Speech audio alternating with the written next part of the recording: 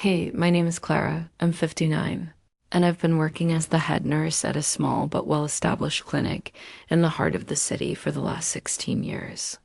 It's not glamorous, but it's familiar, and in my world, familiarity brings comfort. My life has been built on the foundation of routines. Wake up, work hard, go home, repeat. And I've kept it that way ever since I lost Mark, my husband, 8 years ago. He was everything to me, my rock, my love, my best friend. Mark died unexpectedly, leaving me shattered. He had a heart attack in his sleep, and just like that, he was gone. The world I had known, the life I had built, collapsed. It was as though the universe had taken away the very thing that made life worth living. I buried myself in work after that, ignoring the loneliness that gnawed at me every evening when I came home to an empty house. I found solace in the quiet and the routine. But in the back of my mind, I always wondered if I would ever truly heal. From losing him, for the first few months after Mark's death, I felt numb. There were days when I could barely get out of bed, days when the weight of the grief pressed down on me so heavily that breathing felt like an effort. I remember standing in front of the mirror one morning, barely recognizing the woman staring back at me. Her eyes were hollow, her shoulders slumped. She was a stranger to me, the woman who had once been so full of life, so full of love. I tried to make it through the days, 1 hour at a time. I put on my scrubs, went to the clinic, and did my job. At work, I could almost forget the aching emptiness inside me. My colleagues knew what had happened, but they never knew the real depth of the pain I was hiding. I was good at putting on a smile, at carrying on as though everything was fine. But every evening when I returned home, the silence would hit me. Like a wave, the empty house was a constant reminder of what I had lost. There were no more shared dinners, no more laughter echoing through the halls. Just the sound of my own footsteps in the stillness. I would sit in the living room, Mark's old armchair sitting empty beside me, and wonder if I would ever feel like myself again. But every time I thought about moving on, about perhaps opening my heart again, a wave of guilt would wash over me. How could I? How could I love someone else when I still carried Mark's memory with me, as though it were written in every fiber of my being? As the months passed, the grief didn't get easier. It just became quieter, more manageable. I had learned to live with it, to keep it buried beneath the surface where no one could see. The clinic became my sanctuary, the one place where I could focus on something other than the loss that had consumed my life. The steady hum of the hospital, the beeping of machines, the soft shuffle of nurses and patients, it all became part of my routine, and in a way, that gave me comfort. But deep down, I knew I wasn't truly living. I was simply existing. I had stopped dreaming, stopped hoping. I had become the woman I never wanted to be, someone who merely passed the days, counting the hours until I could return to the safety of my quiet, empty home. That Thursday started like any other. I woke up to the sound of the alarm clock blaring at 5:30 a.m. It was a familiar sound, one that had become as routine as brushing my teeth. I turned off the alarm and lay in bed for a few moments, staring at the ceiling. The house was silent, and for a moment I felt a pang of loneliness deep in my chest. I missed Mark so desperately that it hurt. But I had no choice but to get up. The world didn't stop for my grief. I slid out of bed and made my way to the bathroom. The cool water from the faucet splashed over my face as I looked at myself in the mirror. There were new lines around my eyes, wrinkles that hadn't been there before.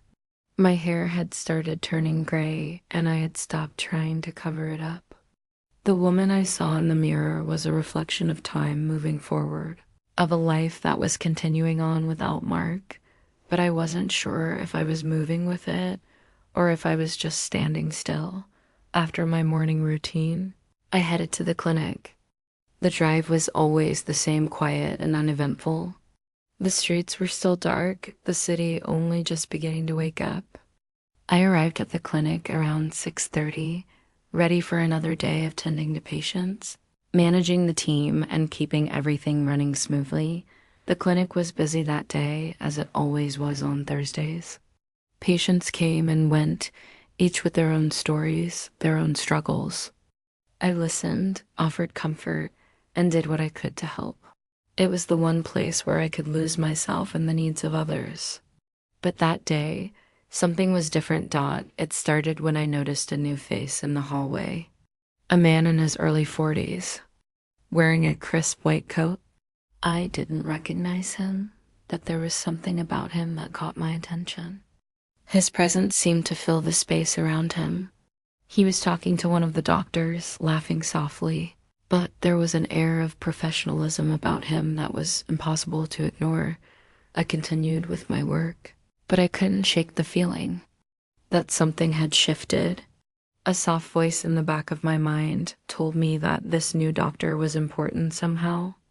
I told myself it was just my imagination, but the nagging feeling didn't go away. Around mid-morning, as I was walking down the hallway with a clipboard in hand, I turned a corner and almost bumped into him. He was standing outside one of the patient rooms, reviewing a chart. Our eyes met, and for a moment, everything else seemed to blur. He smiled politely, his green eyes warm, but there was something else there too, something in the way he looked at me that made my heart skip. Excuse me, he said, his voice smooth and calm. You're Clara, right? Head nurse here? I nodded, a little flustered by the sudden encounter. Yes, that's me. And you are? Dr. Adrian Carter, he replied, extending his hand. I'm the new physician here, just started today. I shook his hand, surprised by how firm and warm his grip was. Welcome to the clinic, Dr. Carter. He smiled, and for a moment, I could have sworn that he was looking at me in a way that made me feel seen, not just as a colleague, but as a woman, as someone more than just the nurse who took care of everyone else. It's nice to meet you, he said, and his smile lingered a little longer than I expected. I quickly looked away, trying to ignore the sudden flutter in my chest. I'm sure you'll find everything here runs smoothly. We've got a great team. Dr. Carter nodded, but as he turned to walk away, he glanced over his shoulder. I'm looking forward to working with you, Clara. And just like that, he was gone, leaving me standing there, a strange feeling stirring in my chest. Was I imagining it? Or had there been something more in that brief exchange? I went about my day, but I couldn't shake the feeling that something had shifted. It wasn't just the new doctor, it was something deeper. A feeling I hadn't experienced in years. A feeling that made me wonder if there was more to life than the loneliness. I had wrapped myself in for so long as I sat at my desk later that afternoon, reviewing patient files, I found myself replaying the brief moment with Dr. Carter over and over in my mind. Why had his words, his gaze, affected me so much? I had never thought about dating again.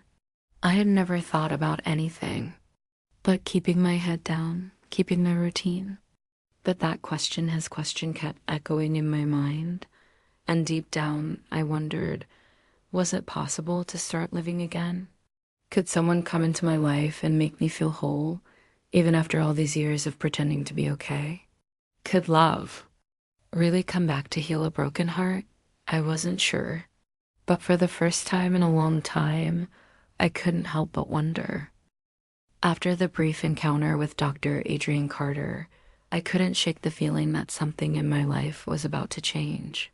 It wasn't just the way he looked at me, or the warmth in his voice. It was something deeper, something that tugged at the very fabric of my soul. I hadn't realized how starved I was for connection until that moment, how empty my life had truly become. I told myself it was nothing. He was just a new colleague, someone I'd have to work with, and that would be the end of it. My life was stable, predictable, safe. I didn't need complications, didn't need emotions that could take me down the same painful road I had traveled before. But as the days passed, I found myself thinking about him, his smile, his eyes, those piercing green eyes that seemed to see right through me. That Wednesday afternoon, I found myself sitting in the break room, staring absently at the pages of a patient's file, my thoughts a million miles away. The quiet hum of the clinic around me was comforting, a welcome distraction from the inner turmoil I was feeling. I took a deep breath, trying to regain focus, when I heard the door to the break room creak open. It was Adrian. "Clara, I didn't expect to find you here," he said with a soft chuckle, stepping inside. He was holding a cup of coffee in one hand, his coat slung casually over his shoulder. The familiar flutter in my chest returned, but this time I tried to shake it off. I wasn't going to let myself get carried away by something so insignificant. "Just taking a break," I replied, giving him a small smile. "How's your first week been so far?" "It's been great, actually," he said, his voice warm. Yet there was an underlying sincerity that made me believe every word.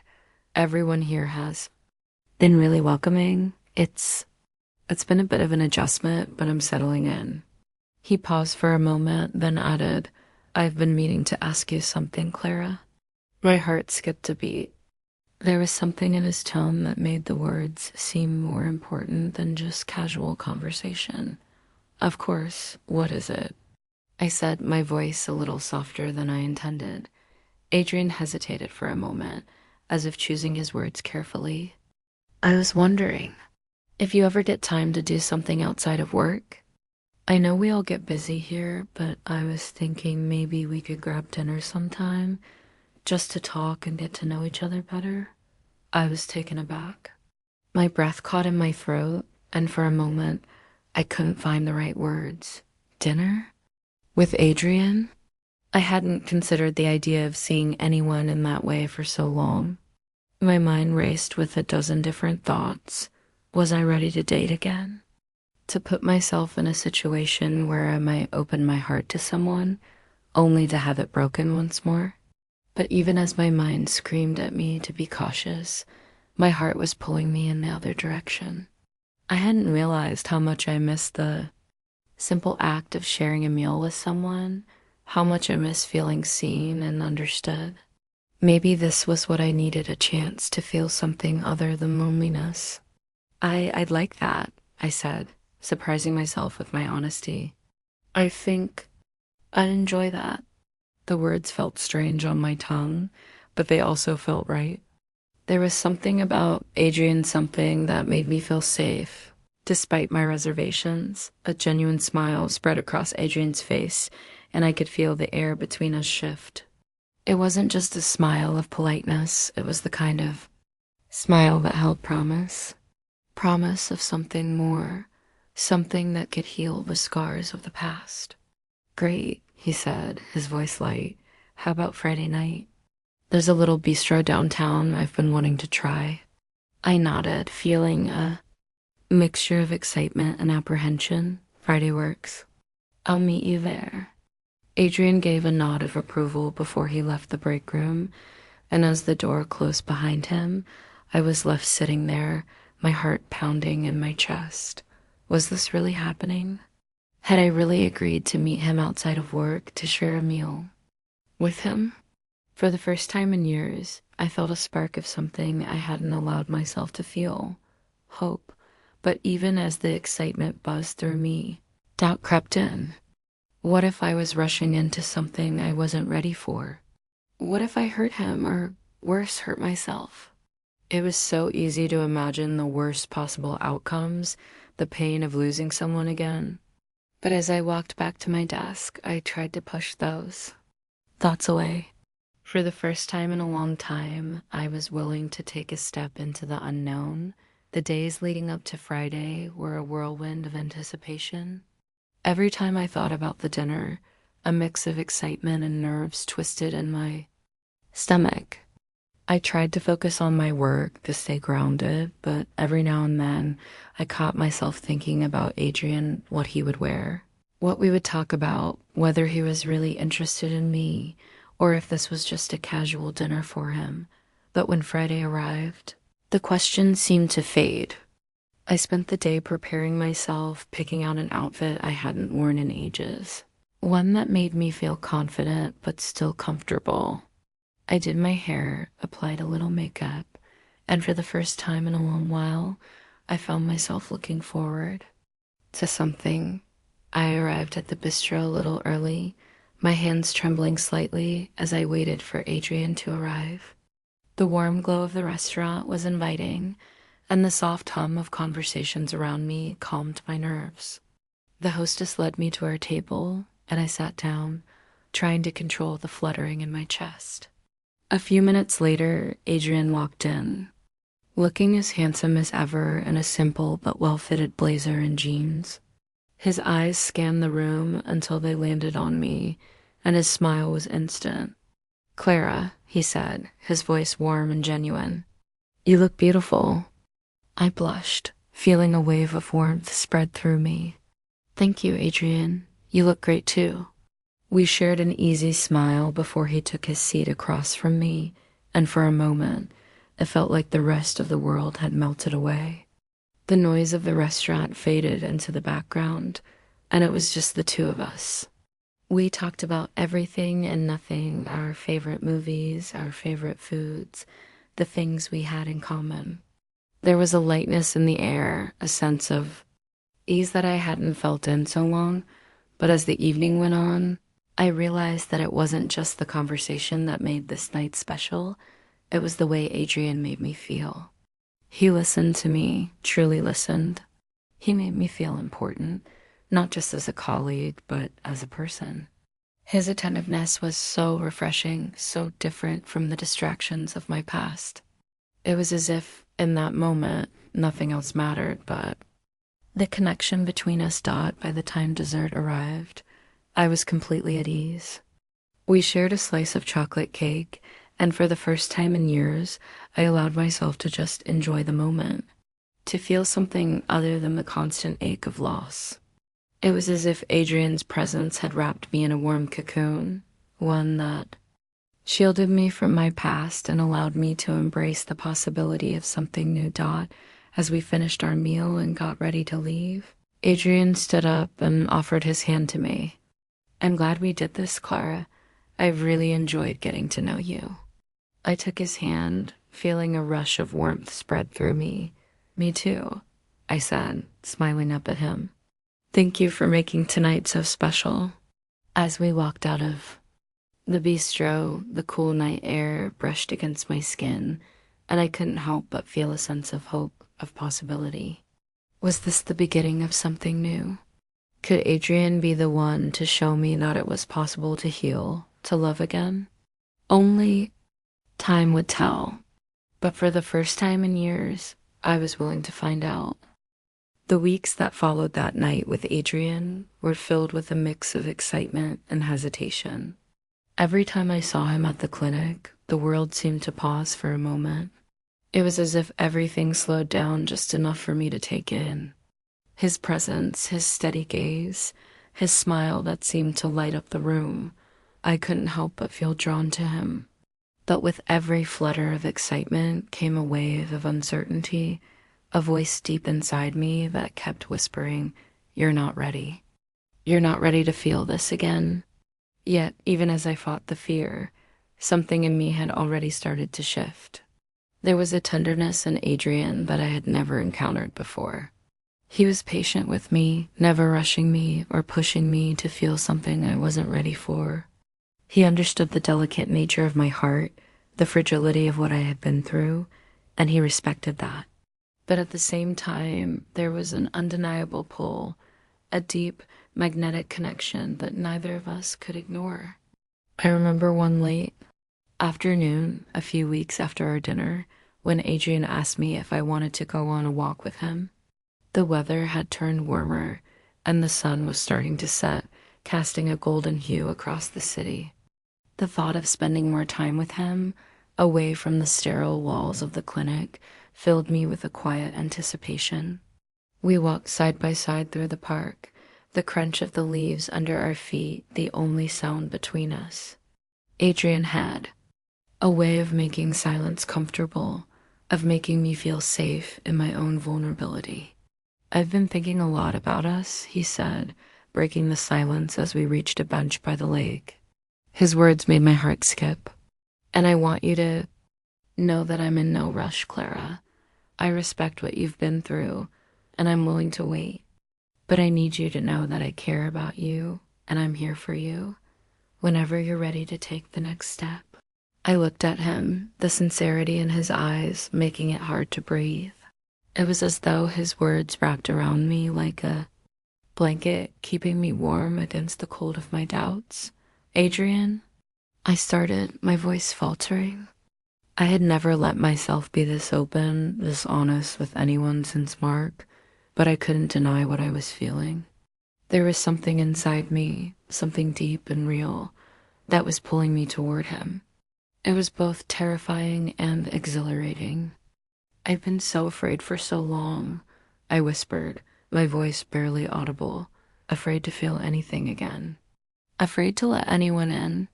After losing Mark, I thought I'd never be able to love again. But now, I paused, unsure of what to say next. Now, I find myself wondering if I'm ready to take a chance. If I'm ready to open my heart again. Adrian reached out and gently took my hand in his touch steady and reassuring. "You don't have to rush, Clara. I'm not going anywhere, but I want you to know that I'm here. For you. No pressure, no expectations.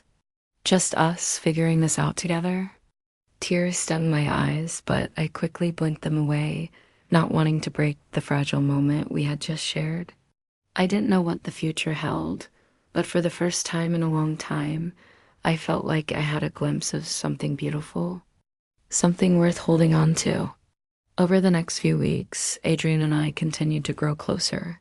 Our relationship was slow and steady, built on mutual respect and understanding.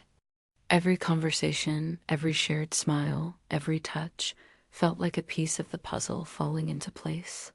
He never rushed me, never made me feel like I had to move faster than I was ready to.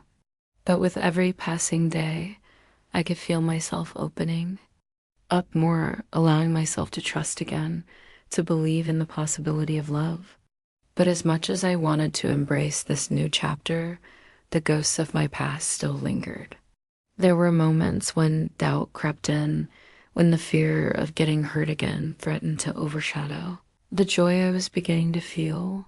What if this was all just a fleeting moment? What if I was just too broken to love again? What if Adrian wasn't really the one who could heal my heart? One evening, as I sat on the couch at home, staring at the photo of Mark that sat on the mantel, I felt a wave of guilt wash over me. I had always believed that my love for Mark was something that would never fade, something that couldn't be replaced. Could I really open my heart to Adrian without betraying the memory of the man I had loved for so many years? I picked up my phone and sent Adrian a message, my fingers trembling as I typed. "Adrian, can we talk?" He replied almost instantly. "Of course. What's on your mind?" I felt a lump form in my throat as I stared at the screen. I'd been avoiding this conversation, but it was time. It was time to face my fears, to tell him the truth about how I was feeling. We agreed to meet at a quiet cafe later that evening. As I sat there, waiting for him to arrive, my thoughts swirled in a whirlwind of emotions. When Adrian walked through the door, his usual smile softened as he saw the look on my face. "Clara," he said, sitting down across from me. "What's going on? You seemed upset in your message." I took a deep breath, gathering my courage. "Adrian, I need to be honest with you. I've been holding back, and I don't want to do that anymore. I've been scared to love again, to open my heart, because of what happened with Mark. I thought I'd never feel anything like that again, but with you, it's different. I feel something real, something I didn't think I could feel again. I paused, my voice faltering slightly as I spoke the next words, but I don't want to betray Mark's memory. I don't want to move on too quickly or feel like I'm replacing him. I'm still carrying that love with me, and I don't know how to let go of it. Adrian reached across the table, taking my hands in his. His grip was warm, and the tenderness in his eyes was like a balm to my aching heart. Clara, he said softly, I'm not asking you to forget Mark. I know that love never fades. But I'm here right now, offering you the chance to feel something new. Something that can sit alongside that love. Something that's all our own. His words, his understanding were like a release. I felt the weight in my chest begin to lift. For the first time in years, I realized that it wasn't about forgetting the past, but about allowing myself to love again without guilt, without fear. I'm ready, Adrian, I whispered, my voice full of emotion. I'm ready to love again with you. Adrian's smile was soft and full of relief. You don't have to rush, Clara. We'll take this at your pace, always. But I'm so glad you're here. I'm so glad you're ready. And in that moment, I knew that love could heal. It wasn't about replacing the love I had for Mark, but about finding new love in the present love that could coexist with the past. Love that could bring joy without erasing the memories of what had been. The end. For now, Clara and Adrian's relationship blossomed into something deep, tender, and real. With every step forward, Clara healed more, embracing the love she had feared for so long. Together, they built a life filled with understanding, patience, and the promise of a future where love was no longer a painful reminder, but a source of strength and joy. Love, after all, isn't something that replaces. It's something that grows, something that heals, and something that gives us the courage to move forward together.